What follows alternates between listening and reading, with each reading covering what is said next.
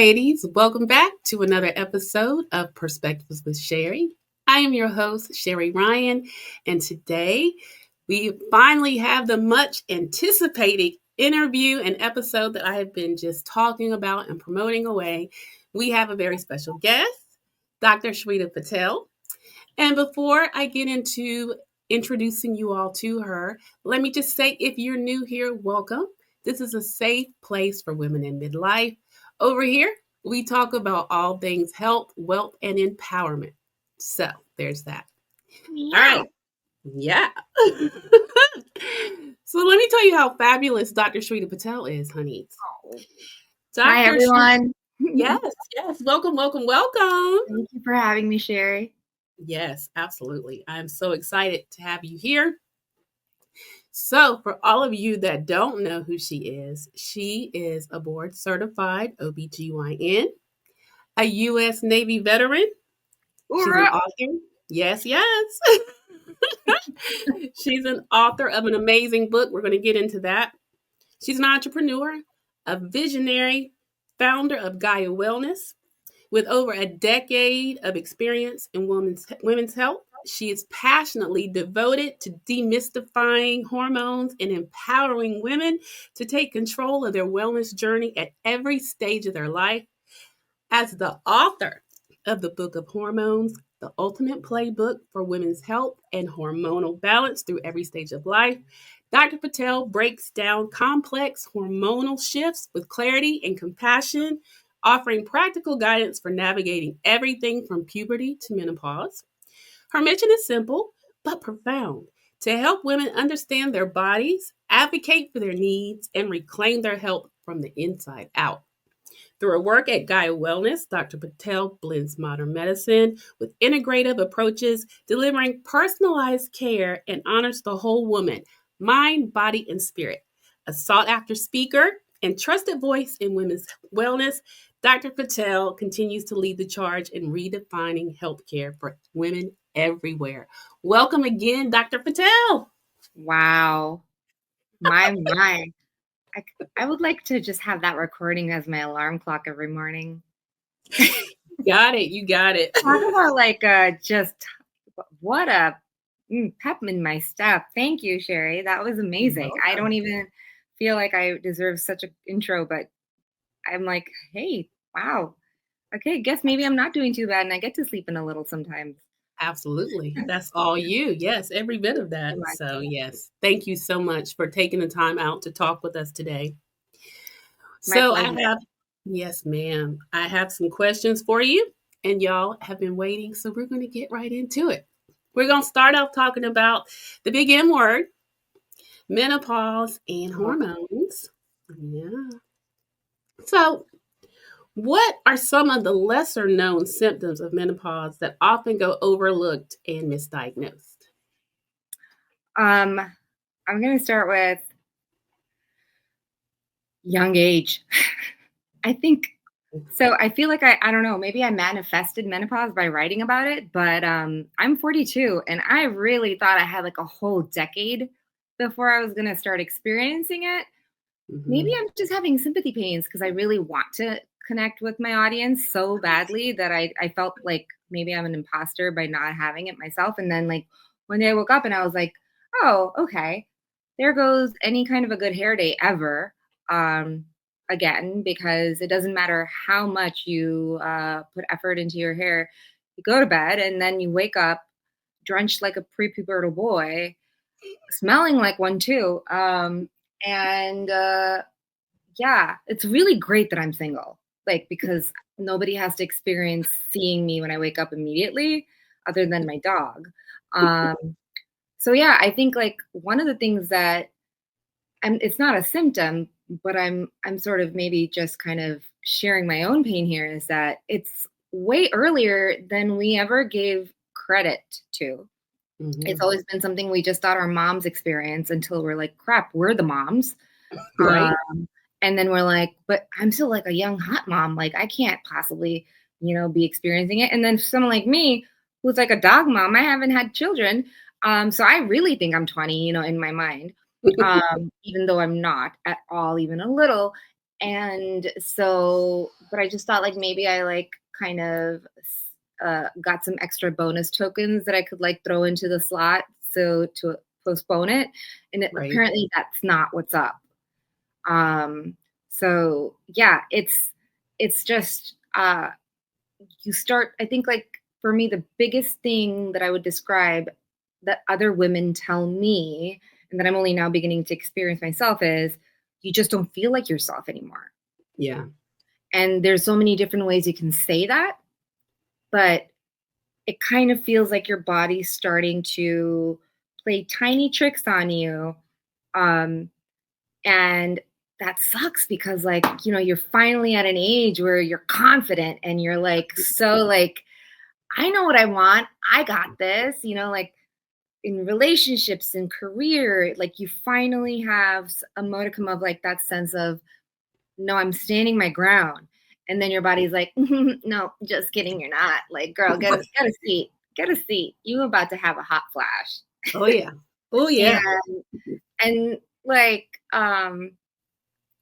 hot flashes are obviously the more common, more you know, publicly facing symptoms. Hmm. But my journey during this writing of my book has shown me so much I didn't even know as a physician that women experience that is like a commonality of menopause and perimenopause, which is really tragic because you shouldn't have to be researching a book that you're writing in order to understand your own uh, gender and profession. um, but that's kind of the state where medicine is at. So many doctors now I feel like are doubling down in their learning, and that's fantastic because it's become just over the past maybe like I don't know 5-6 months, it's become such a big prevalent topic of discussion. Hmm. And so knowing about it is important now, whereas it was always important, but we just weren't trained. Yeah. And so for us as physicians, menopause meant, you know, like a Mario stage 10 level of like PMS, where you're Hmm. just, you know, you're just like you become like your mom. And everything you didn't like about your mom when you were a teenager, you're kind of like, okay, now I get to be it. That's karma. It's great. It sucks. But it's just, oh, you're not in as great shape anymore. And oh, you have hot flashes. And oh, you're moody. And well, I don't even want to think about my mom having sex, but like, you know, whatever. It's not the end of the world. Not that my sex drive was Right. crazy before, but now it's definitely like justified in not being crazy. Um, but it's like, no, there's so much more than that. That's like the tip of the iceberg. And so many things that we as women struggle with beyond just that 12 months after having your last period that will justify you Mhm. being called in menopause. Like it goes way beyond that transition period. And um, it's not talked about or even known. Right. And we're talking about not just women who go through it don't know that that's what's happening to them, but even their physician healthcare partners, like their team that should be advocating for them and guiding them rather than just advocating for them, are just as clueless about it. Um, so yeah, it's if there's anything, if I could condense it down to what is menopause, I would say it is where your body no longer you don't feel like yourself anymore. Your body has Yeah. departed from backing you up. And if there's anything you're experiencing and you're like, this just doesn't feel like me, you can probably say that's menopause or that's perimenopause. And I'm almost 100% certain that there will be science to back it up now that we actually pay attention and take a closer look. But to name just a few of the more, you know, the Billboard top 20, um, there's obviously, yes, hot flashes, night sweats, that the ones I've recently signed up for a premium subscription on. Um, and there is the mood swings, yes, decline in libido, yes. Um, there's weight gain or difficulty with weight loss. hello. Then there's just disturbances in your sleep patterns. Like, oh, I don't have to pee, but I guess I will now that I'm up. Or no, Yeah. it's not because I'm sweating that I'm waking up, but I am waking up and I'm noticing that I'm sweating. Why am I Mhm. waking up all the time now? Um, there is obviously the changes in your menstrual cycle or like the lack of it. But then there are things that no one really draws attention to, like joint pain. Mhm. And it's like, what? That's aging. That's not menopause. Menopause comes before aging. So why is that happening now? That's like accelerating the aging process. Oh, wait, ding, ding. Menopause is our Disney fast pass to aging. And again, no one says that. You don't get that like street cred, like, oh, you're going to menopause. Yo, how's it feel to Mhm. feel like you're suddenly 65 instead of 45? Not great. Right. While you're still doing everything that you did when you're 45, like, Right. and everything, like, still doing all the work around the house and the profession, and still trying to go work out at all the same gym classes that you thought you should have been able to still go to. Mhm. So yeah, there's more. There's like burning mouth syndrome. You know, whenever I say that, I think of Burning Man syndrome because my brain subconsciously wants to make it into a cool thing, but it's not. Yeah. It's just like you feel like a weird nerve sensation in your mouth. Okay. There's shoulder pain, like as if like you underwent laparoscopic surgery, like you just can't shake it. It's um, there's not to mention the changes in your GI system that are so profound. I mean, when women are like, I'm just bloated, I don't get it. Like, I feel bloated. And it's like, well, that's just aging. No, it's not. That's Mhm. estrogen. Wow. And yeah, you're not imagining it. Like, it's not like a sudden new fake body dysmorphic disorder. It's real. Like your, belly goes between being like not pregnant to like 18 weeks pregnant within a time span of a couple of hours in a day. And Yes. suddenly you have to watch everything you eat because you don't want to have to walk around with like a pooch by the end of the day. Um, and beyond that, there's also changes in your insulin resistance, changes in your bone density, changes in your muscle mass, in your skin texture, your flexibility, your ability to regenerate tissue and heal. But I mean, like hot flashes, they suck. Yeah, really, that's so cool. Like, Right. Not at I'm all. glad I got rid of the hot flashes. My doctor gave me something for the hot flashes. I'm so cured. It's like, Right. no, it's so much bigger. Yeah. Um, So I hope that like women recognize, especially some of the women out there who are the tough it uppers, Hmm. because I was watching a show yesterday and it was, it was like dated in the 50s and it was showing a group of women trying to become astronauts. And within the group of women, there were women who were holding other women down. Oh. And it was kind of like, you're not going to become an astronaut, girly. Like, come on now. I mean, I know we're both women, but like you're a woman. And Oh, God. and there's that level of, sometimes I find, lack of empathy within our own kind, which Big is time. prevalent even in our aging process, which is like, yeah, well, that's what our moms dealt with and that's what we have to go through. When you hear that, when you're sharing like your grievances with this process of aging, um, it's not very conducive to feeling supportive or No. supported. So I hope that for women who are needing to hear that this sucks monkey balls, like, yes, girl, It you're does. not over dramatizing it. Coming from somebody who's like I'm not even at the beginning of the marathon. Like I'm like just at the pre-marathon like huddle, like getting the free snacks, right? And I'm already like, I'm done with this race.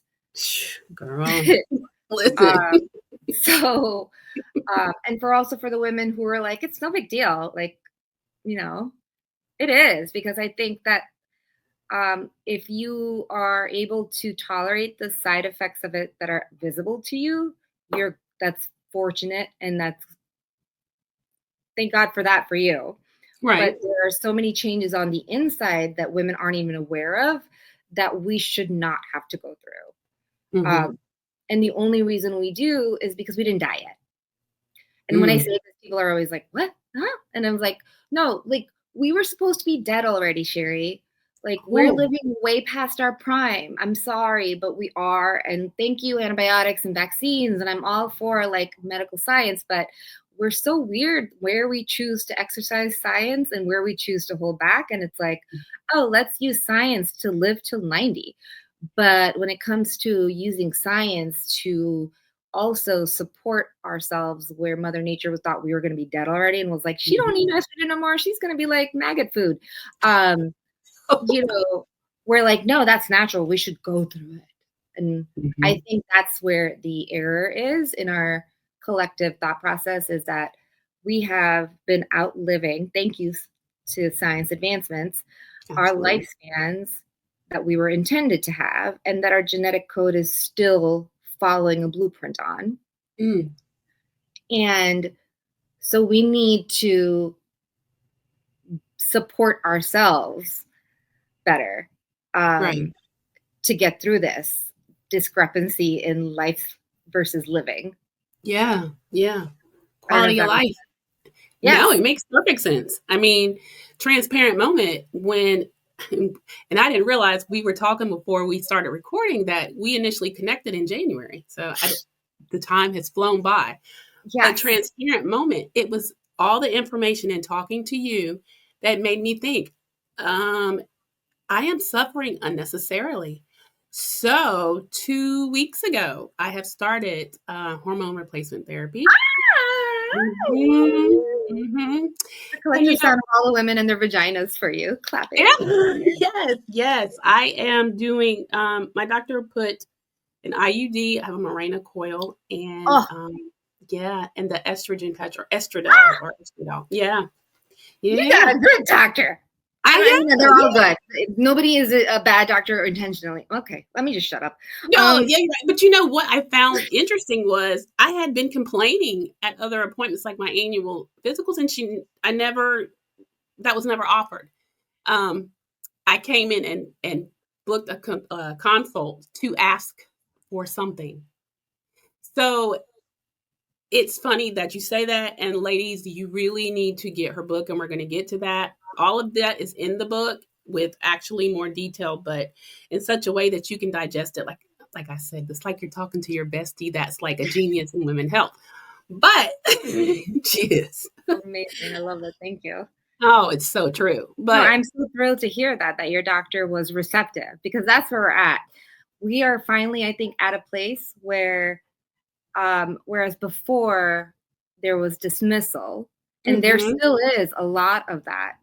Because again, that's what we were taught was, don't encourage HRT because it's not safe. It's actually harmful. And really, at the end of the day, women are better off if they just, bite down on a metal spoon and Geronimo. From that, we've come to, okay, well, the system is very fatigued, but there are doctors that care and want to be able to be helpful, but they just don't have the luxury of showing it with every patient because of lack of time, lack of resources. And so when a patient says, can you make this easier for me? And they're like, oh my God, yes. Yeah. I'll do that. That's right. Oh my God, that's why that's why I did this in life. I did this so I could be there for you. Oh my God, I'm so sorry. I forgot, because I had to use this really old school, electronic medical record system, which actually has a hamster behind the wheel. And I was like so busy charting that I forgot that I actually like what I do and care about you. So we're at that, in my opinion.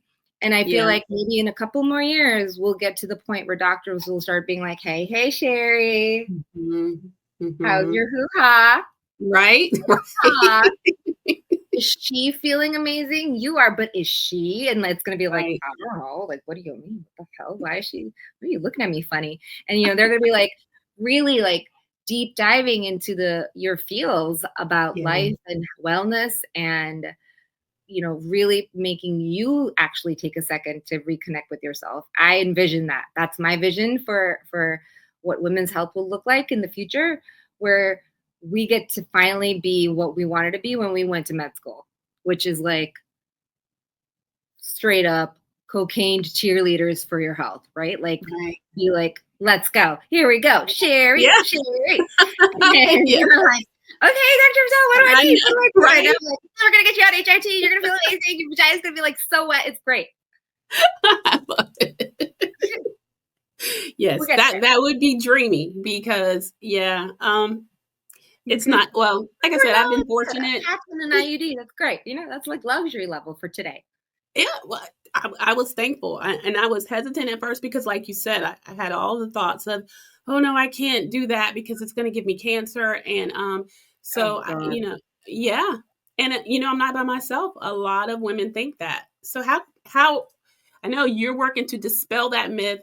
Like, how is you and your, those in your field trying to dispel, or are they? I mean, I would like to say that they are all turning a page.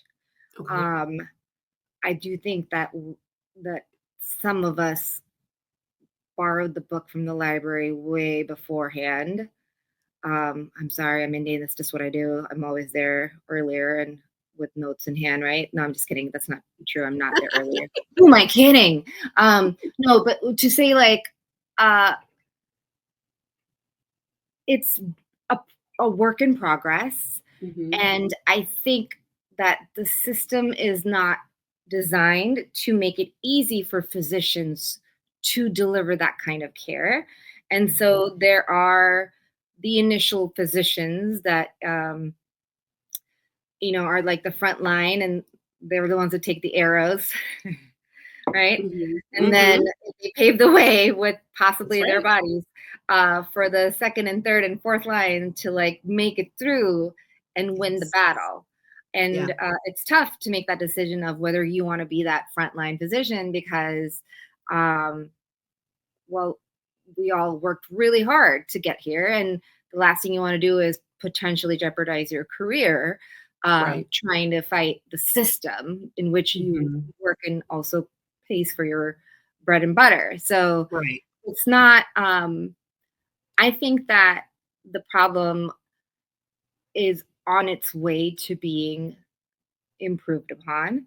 Good. Um, and the fact that there are so many people involved now that are non-medical that are aware of the problem that Yeah. is making it a multi like the battleground is no longer just physicians versus like the healthcare system. Now it's like everybody is in on the tea that menopause sucks and it didn't have to. Yeah. Yeah. And it's like, did you just kick the hornet's nest with women and hormones? Like, were you that? Oh man. Okay, well, here we go. Because now we're a bunch of hornets that are really angry and hormonally declining, and we just got told we didn't need to be. Right. Okay. And I think that one of the newest, it, and this is kind of a topic of controversy. It's a debate. Let's not use polarized words. It's a topic of debate, but like just recently, the WHI study, which I mentioned in the book, Mhm. the study, Yeah. um, it just got defunded. Oh. Oh. Yeah, that thing that determined the lives of so many women and decades to Ah, follow, as well as the entire ecosystem of how doctors thought of hormone replacement and treated women in menopause or perimenopause. That study just got its plug pulled. Wow. And so many people, um, educators, uh, healthcare providers, researchers are upset because it's kind of like the pendulum overcorrecting Hmm. and saying, whoa, whoa, whoa, the study still has some valuable data. It was just interpreted incorrectly, Okay. Yeah. or subsequently followed upon or dealt with incorrectly. But like, we shouldn't just unplug it. Like, this could be repurposed into a whole new level of data that can be Right. useful, right? Um, but then there's others like myself who are kind of like, but the sheer action of having kind of disqualified it says something Hmm. that I think, especially since it's already happened, and my like tendency is to kind of find the silver lining. My silver lining in that is, what does that say to all of my physician colleagues who have been like using that as their compass? It tells them they need to go back and read some more like literature and update their learning, Hmm. because their entire understanding of menopause, estrogen, hormone replacement, and all of its risks and benefits was skewed. And there's an opportunity now to relearn and Hmm. hopefully be better custodians of women's health as a result.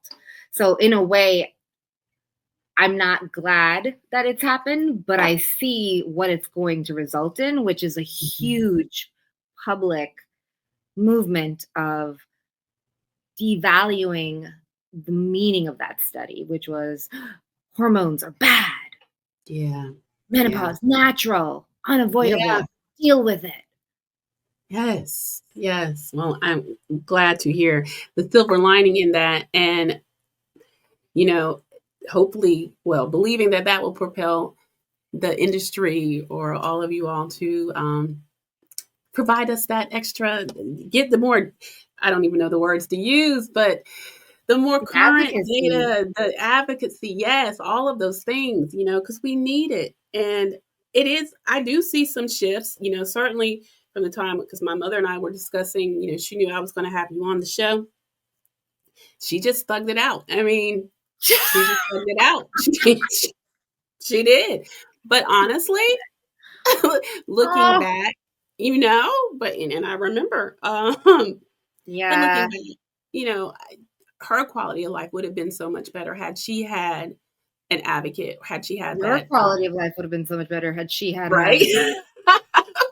right, right, right, and even myself, I wish I had have done this sooner. So, you know, all that's good. Like I said, looking forward to the future. I'm hopeful, and I'm believing, like you said, that that's going to change. Um, Talking about hormone replacement therapy, I've let everyone know what I'm doing. Let's talk about the different types that are available and Sure. how to decide what's right for you. Absolutely. Um, so I think that the reason women feel the biggest change that women feel Hmm. is the decline in estradiol. And I'm saying that specifically and not saying estrogen, because we don't have a decline in estrogen. Contrary to what so many people believe, our general estrogen levels are unfortunately not too bad, because we are also dealing with a pandemic of adipose excess or obesity.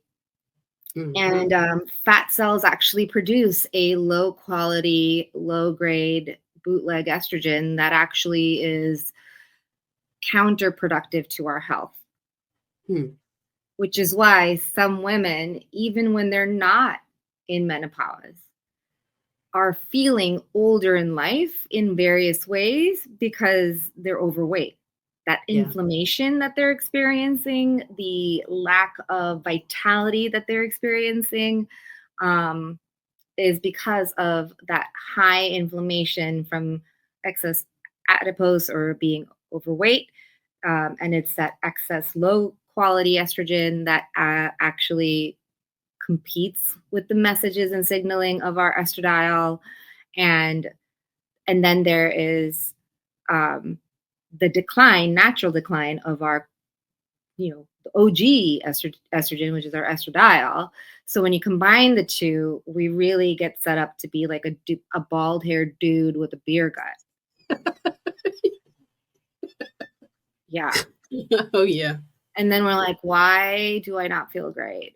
Well, Right. I mean, you don't feel great about a dude that looks that way either, do you? So sorry, dudes. But so estradiol is very specific in the estrogen that declines and that results in the functional decline of women, because the critical elements in our body that depend on it. You ready? Mm-hmm. I mean, obviously our clit, but yeah. more importantly, not more important. Okay, yeah, sure. Our brain, a little bit more important. Yeah. Super saturated with estrogen receptors. And so, that thing called memories. Listen, I'm suffering. Wait, what? What? Yeah. What did you tell me earlier? Did I not send you a link to this podcast? Or am I just, I know. I was like, oh, girl, it's okay. No, yeah. Yes. She got to see firsthand my brain fog symptoms. Yeah, No, y'all. I'm sitting here just like, oh, she's coming on. I'm like, I did not send her the link. Where is she? I'm like, I'm going through annals of emails looking for when I first talked to you, because I'm thinking you want me to still use that link, I'm assuming. No. So yeah, our brain is completely estrogen dependent. Mm-hmm. And so when our estrogen levels decline, it kind of really ups with our ability to do things like tie our shoes, remember our birthdays, remember anyone's birthdays, speak.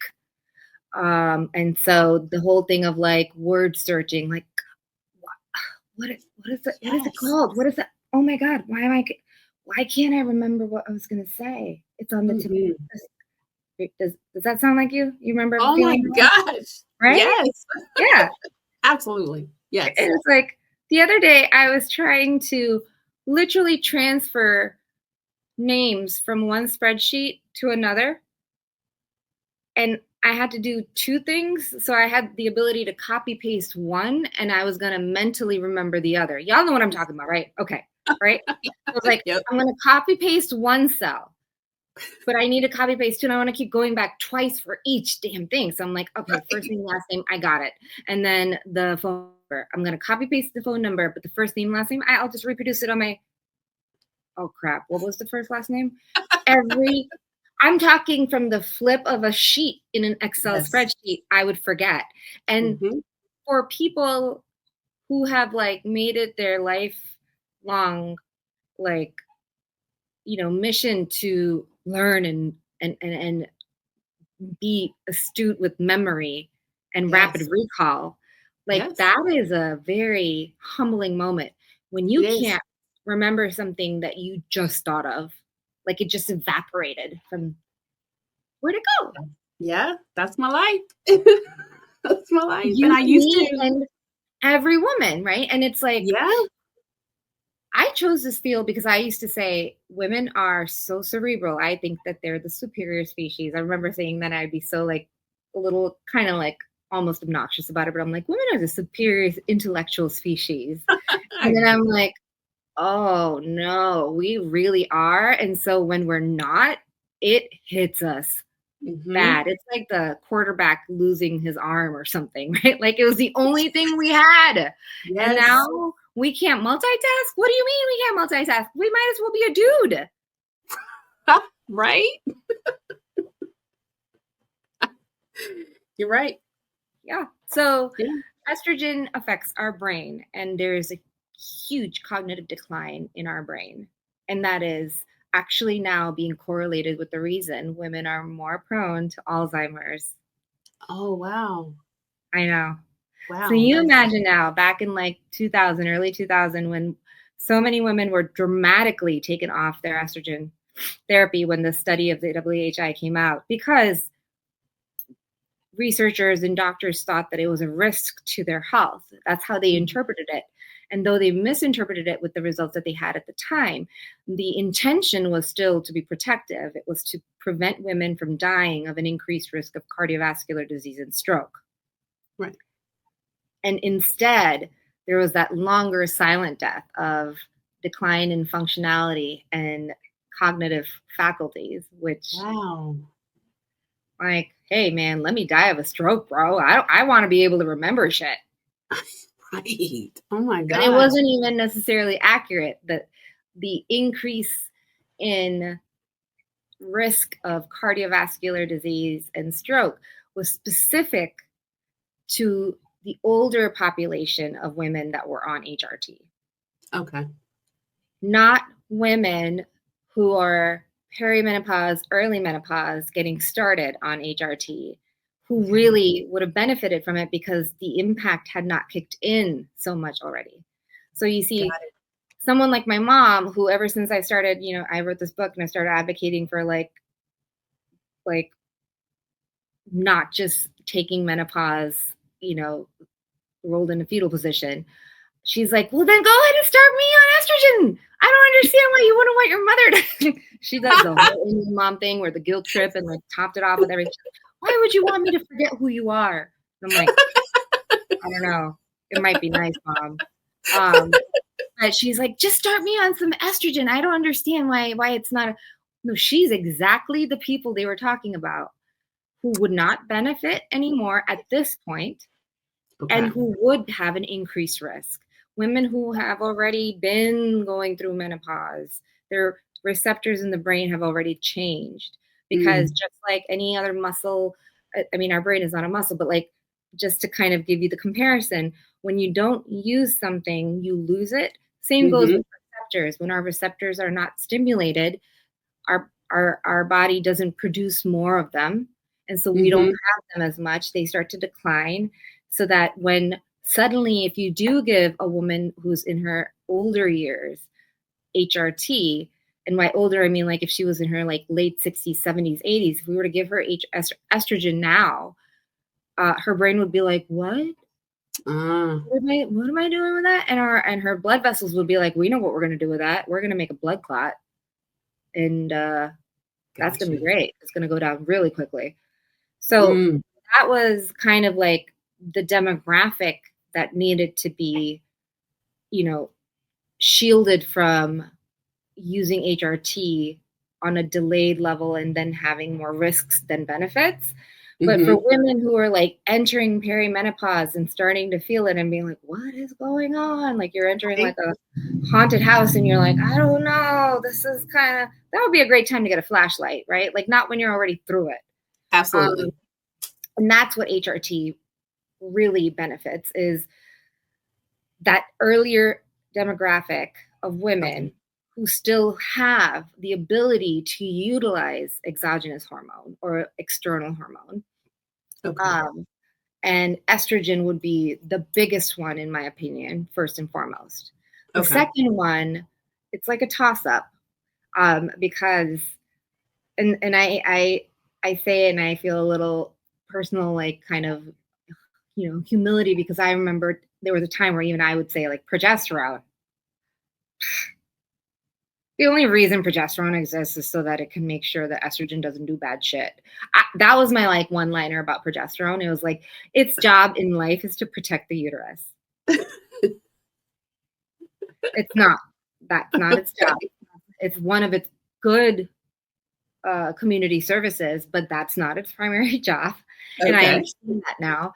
And so there is benefits to replenishing progesterone. To tell you how much of an impact progesterone has on our brain,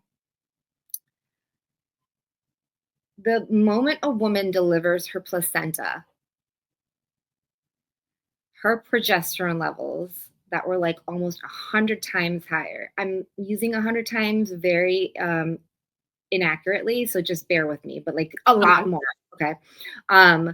But she has the entire pregnancy is sustained because of progesterone.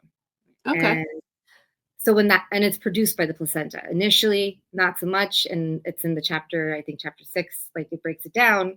But when we're talking about like full term, cute, I want to put that baby's foot in my mouth, fat baby level, like it's the placenta doing all the heavy lifting of progesterone production.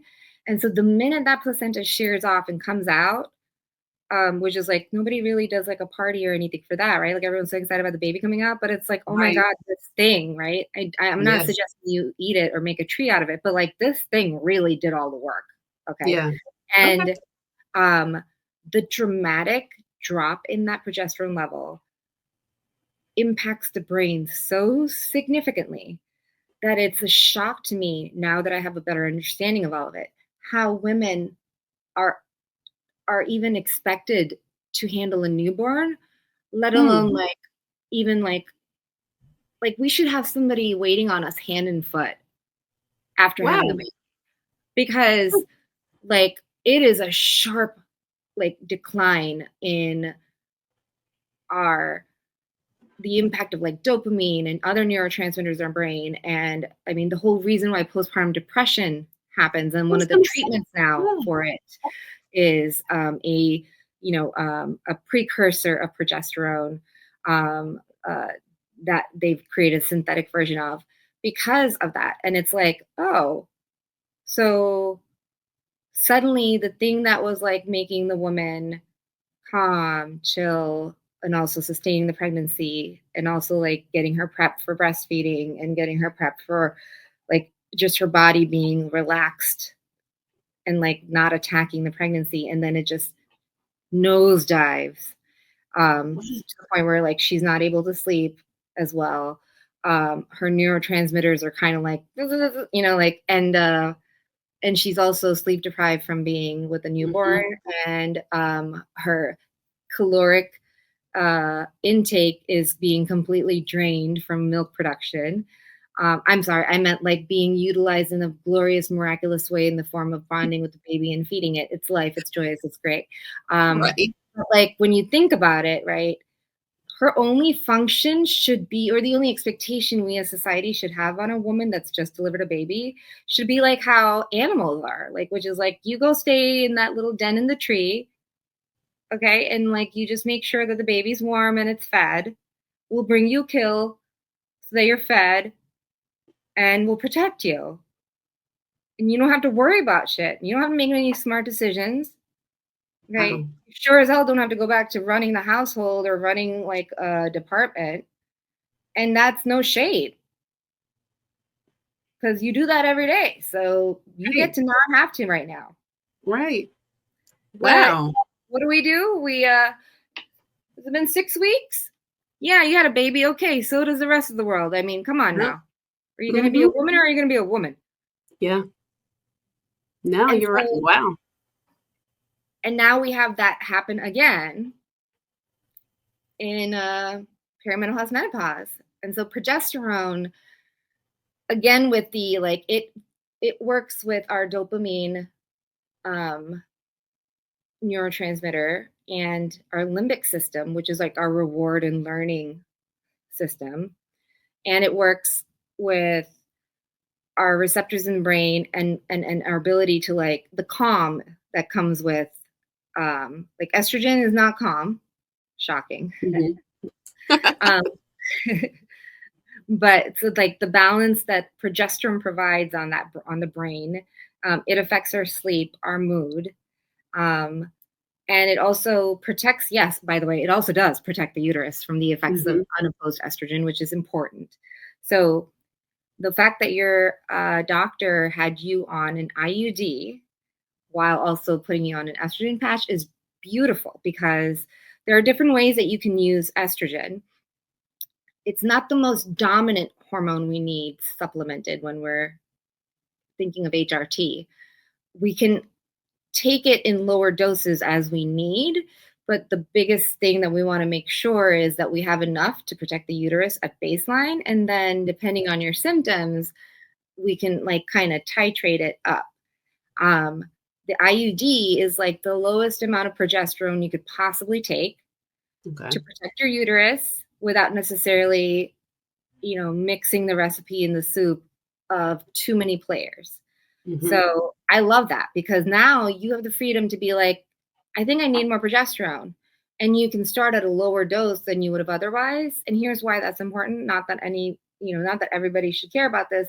I'm particularly, you know, prone to thinking about my weight. And so progesterone does increase your appetite in high doses. In fact, it's used in chemotherapy patients when they've lost their appetite to increase their appetite. Oh, So, okay. I mean, brain function versus a few pounds. I know, like I get priorities too, but if you're not necessarily struggling with side effects related to progesterone, it's better to, in my opinion, add that on as needed while Mm-hmm. protecting your uterus. And the IUD does that. It allows you to have estrogen as you want without worrying about the impact on your uterus.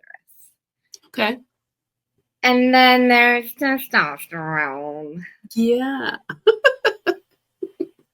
And so I think that testosterone, I've been a huge proponent of testosterone treatment as an indirect way of getting estrogen.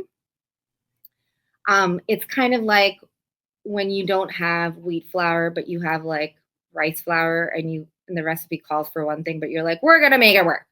Right. Our body does that with testosterone.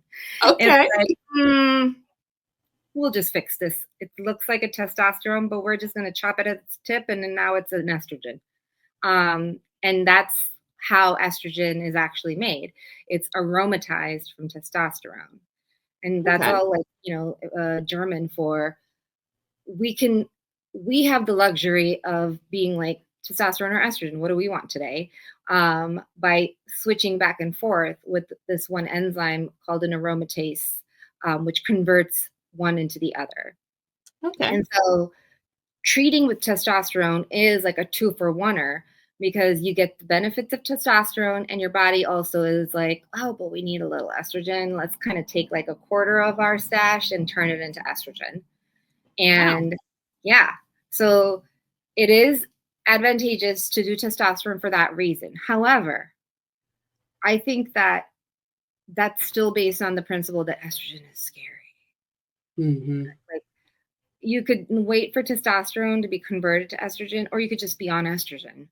Mm-hmm. And I think that women should embrace that we need estrogen before we need testosterone. So it's important to start incorporating women and doctors. It's important to start incorporating that into the recipe of HRT as a first line, Okay. rather than a avoid at all costs unless absolutely necessary. And as they said, for the shortest duration of time with the lowest dose possible. Like, no, no. Okay. Uh, So testosterone's benefits are all the things that we kind of feel like we got gypped at even before we hit menopause. Like same reason why dudes lose weight after they stop eating for a day, and we gain weight after we stop eating for a day. They they put on muscle faster than we do, but Mm-hmm. then also we have better skin and we don't smell because of that. Same reason. So testosterone has its benefits.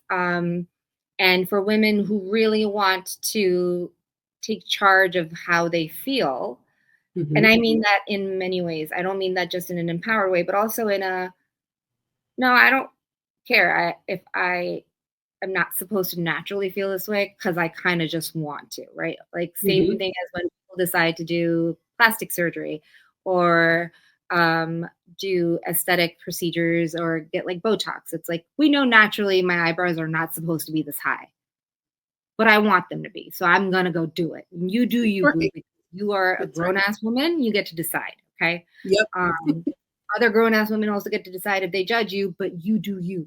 So just kidding, kind of.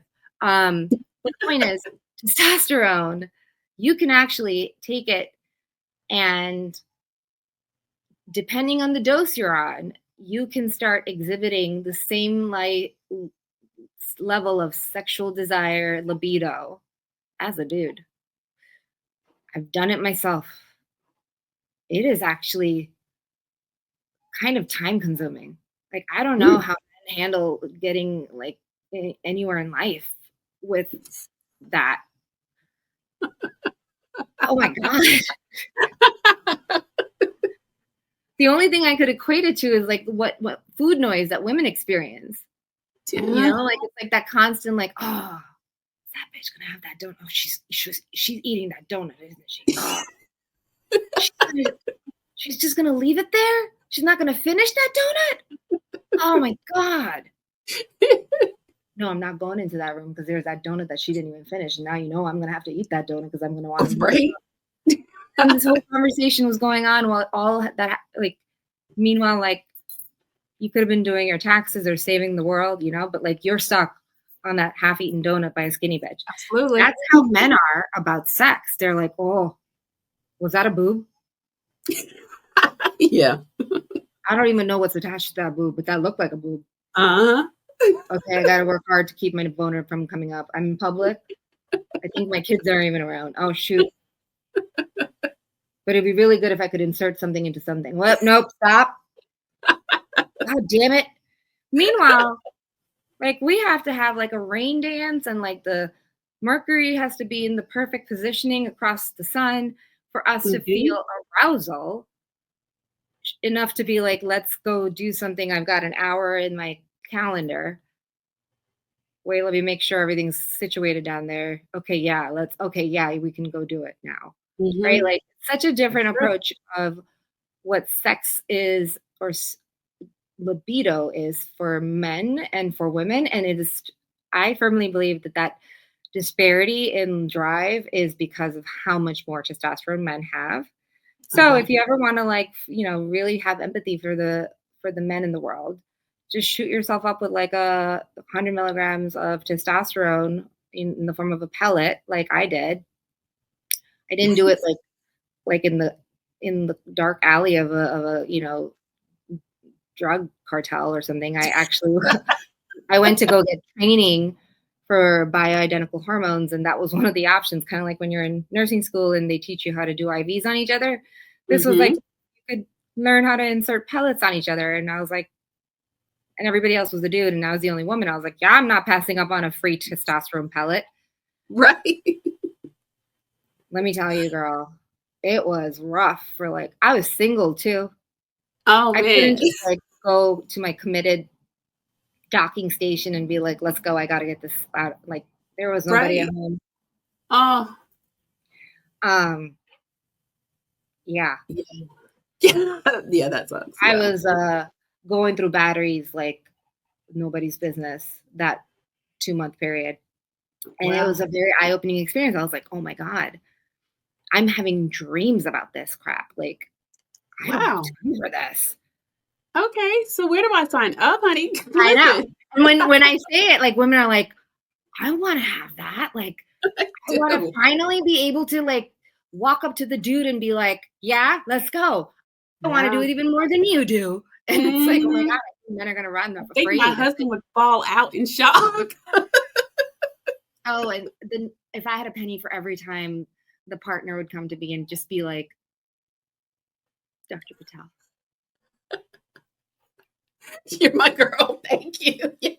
And I was like, ah, I wasn't doing it for you, but let's Okay. let's come. Yeah, bro. I got you. Just because it would have that effect. Like it was like night and day. Finally they felt like the libido was matching up. But eh, I think like, you know, it comes with its own side effects as well. And so, you Yeah. know, take everything with a little bit of level of salt, pepper, and caution. Like you might Right. develop excessive facial hair. You might lose hair in Oh, places you don't want to. okay. And some women develop like a permanent, you know, dude voice. And I don't mean Oh, in like the husky, sexy way when you're sick. Like okay. it just sounds like a dude. Oh God. Um, Okay. yeah. So, and it's again, it's like with chronic treatment, that definitely can happen. But here's the thing that it does impact in a positive way outside of our libido. Okay. Um, our fat deposition changes. Nice. So we are not depositing fat in our abdomen and thighs anymore. It's more of a, and in fact, like our fat levels usually decline because what happens with testosterone is our muscle starts to respond and actually grow, so that when we're doing stuff, our muscle is not just kind of like, yeah, whatevs, I don't care. Like it Right. actually, if you weightlift, it actually grows, Okay. which so many women think like, oh my God, I don't want to do weightlifting. I don't want to bulk up. Oh my Girl, you could be at the gym for days and you're not going to bulk up.